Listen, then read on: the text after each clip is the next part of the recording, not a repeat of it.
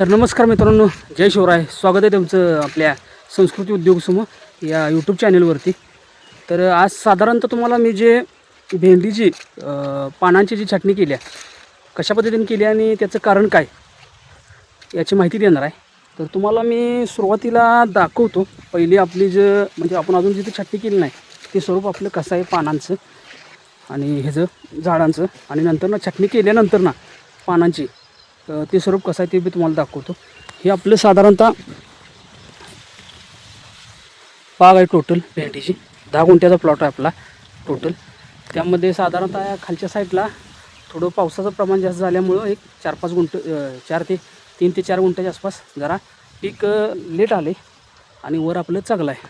हे वरच्या साईडचा प्लॉट आहे तो एकदम टॉप क्लासमध्ये चांगला आहे. तर हे अशा स्वरूपात आपलं पान आहेत. हे झाड पावसामुळं नंतर जास्त मिळालं, पावसामुळं ह्याच्यामुळं झाडाची वाढ जास्त झाली आणि त्याला माल कमी आहे. याला एक औषध येतं आहे लिओसिन नावाचं, ते तुम्ही पाहू शकताय. त्यामुळं झाडाची ग्रोथ थांबत्या आणि फुलकळीला मदत होत्या. पण आपण नैसर्गिकरित्या उपाय करायचा म्हणून एक आपल्या हिशोबानं बेसिक मागल्या वर्षी मी जो केला होता त्याचाच वापर करून आत्ता ते नवीन पद्धतीने करायला लागलो आहे. त्यामध्ये हे जे झाडाचं स्वरूप आहे आपलं टोटली पाहू शकता अशा स्वरूपात आहे. हे असं आहे. साधारणतः आपल्या झाडाला आत्ता एक 40 ते 42 दिवसाचा कालावधी झाला आहे आणि अशा स्वरूपात आपलं गांडकं तयार आहे खालचं गट. आणि हे अशा स्वरूपात मालाची लागण आहे. आणि त्यानंतरनं जी आपण छाटणी केली होती, पानाची कट मारली होती, त्यामध्ये तुम्हाला दाखवतो. हे अशा स्वरूपात आपण विरळणी करून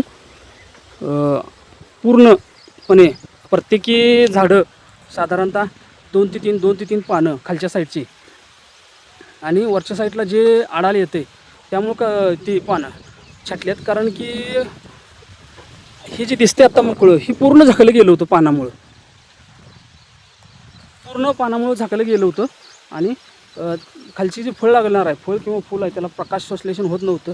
सध्याचं वातावरण पावसाचं आहे, जास्त ऊन पडत नाही आणि त्यात हे प्रॉब्लेम झाला होता. त्यामुळे ती विरळणी केल्या. अशा स्वरूपात आपण पानं काढून टाकली होती भुंड्यावरती आणि त्याचा फरक तुम्हाला दाखवतो. रिझल्ट हा आपल्याला बऱ्यापैकी 100% आला आहे, ते दाखवतो. फुटवा माल लागायला थोडा लेट होणार आहे, पण जो नेक्स्ट येणारा माल आहे फुटवा तो एक नंबर आहे, तुम्हाला दाखवतो. हे अशा स्वरूपात आहे. ह्याची आपण विरळणी केली होती. साधारणतः वरच्या साईडची 3 ते 4 पानं ठेवली होती आणि बऱ्यापैकी एक 3-4 पानं, एक दिसते, हे 2 आणि खालच्या साईडला अशी 4-5 पानं आपण कट केली होती, हे दिसते. तर हे झाडाचं स्वरूप बघू शकताय तुम्ही. याला फुटवा वगैरे हे इथून एक ब्रँच आल्या, फळ नाही याला पण नवीन ब्रँच आल्या 1 2 3 4 5 6.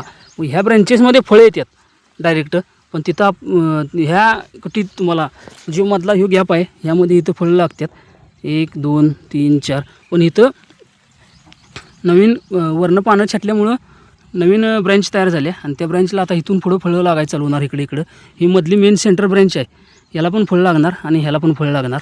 असा हा फरक मला मागल्या वर्षी पण जाणवला होता. त्यामुळं मागल्या वेळी मी जास्त प्रमाणात केलं नव्हतं, पण आता बऱ्यापैकी करण्याचा प्रयत्न करणार आहे. यामध्ये मी साधारणतः ही जी 2 ओळी दिसतात ह्याच एक साधारणतः शुक्रवारी, आज तारीख आहे आज तारीख आहे 4 ऑगस्ट आणि मी साधारणतः म्हणजे आज मंगळवार आहे, सोमवार रविवार आणि शनिवार शुक्रवार म्हणजे 4 ते 5 दिवसापाठीमागे मी ही अशी छाटणी केली होती. ह्या ओळीची फक्त ही सेंटर लाईन दिसते तुम्हाला, ही पूर्ण ह्या साईडला आणि ह्या साईडला. आणि ह्यामध्ये प्रत्येक ठिकाणी तुम्हाला 100% तो फरक मला दिसतोय, ते तुम्हाला दाखवतो. हे झाड दाखवतो तुम्हाला, त्याच्या बाजूचं हे झाड बघू शकताय, हिला पण त्या स्वरूपातच आहे.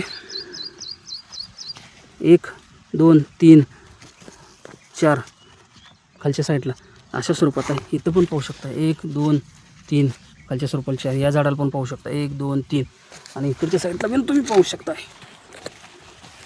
1 2 3 आणि आता वर फळ लागायला चालू झाले.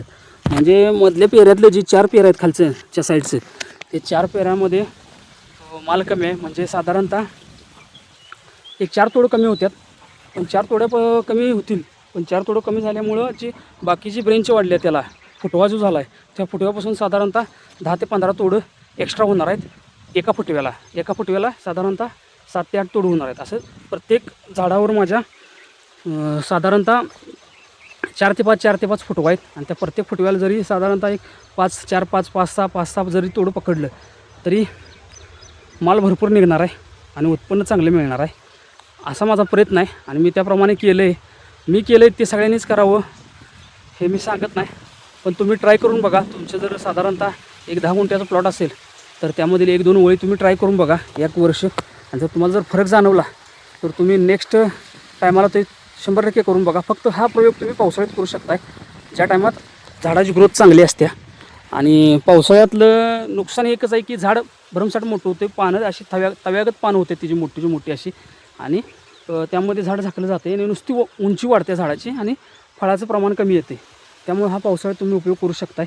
तुमचं जर आत्ताच चालू असेल साधारणतः 30-40 दिवसाचा जर भेंडी असेल तर तुम्ही हा प्रयोग करून बघा 1 ते 2 ओळीला, तुम्हाला रिझल्ट दिसेल.